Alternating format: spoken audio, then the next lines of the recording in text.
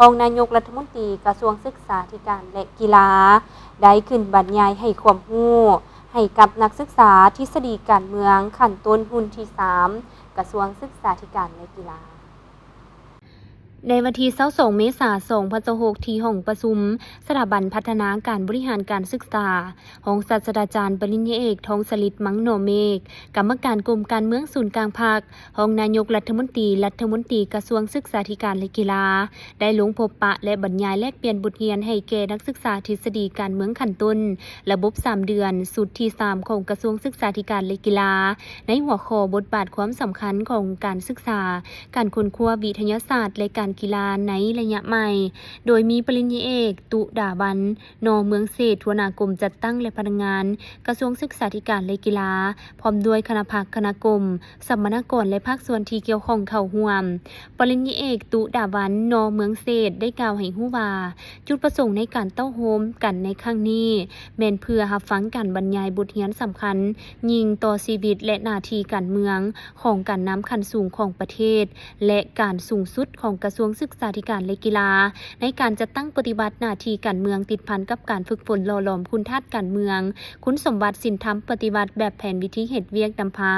กำแน่นแนวทางการเมืองอุดมการณ์ของภาคพิเศษแม่นเวียกงานการศึกษาวิทยาศาสตร์และการกีฬาจากนั้นสหายสมศรีสัญญาลาทัวนาห้องสุดเฮียนทฤษฎีการเมืองการปกครองขั้นต้นยังได้รายงานให้รู้ถึงสภาพรวมการจัดตั้งปฏิบัติการเรียนการสอนกิจกรรมการเคลื่อนไหวระยะผ่านมาพร้อมทั้งข้อสะดวกข้อยุ่งยากสิ่งท้าทายรวมทั้งข้อเสนอจำนวนหนึ่งในการจัดตั้งการเรียนการสอนในโอกาสนี้รองศาสตราจารย์ปริญญาเอกทองสฤทธิ์มังโนเมฆได้แสดงความย่องยอชมเชยต่อคณะพิศอบจัดตั้งการเรียนการสอนทฤษฎีการเมืองขั้นต้นระบบ3เดือนสุดที่3ของกระทรวงศึกษาธิการและกีฬาทุกภาคส่วนเฮ็ดให้การเรียนการสอนสุดนี้ดำเนินไปด้วยดีพร้อมชมเชยนักศึกษาทั้ง63สหายที่สุ่มจิตสุ่มใจใส่ในการศึกษาทำเรียนจนมีผลสำเร็จตามระดับคาดหมาย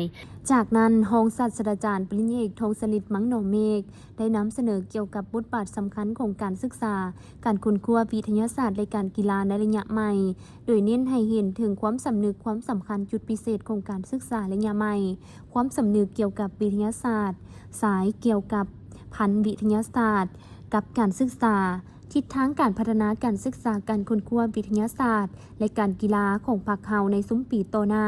เพื่อให้นักศึกษาทฤษฎีการเมืองสุดนี้เข้าใจลึกซึ้งกำได้เนื้อในแล้วนำไปหมุนไส้เข้าในการปฏิบัติเวียกงานตัวจริงให้เกิดดอกออกผลสูงสุด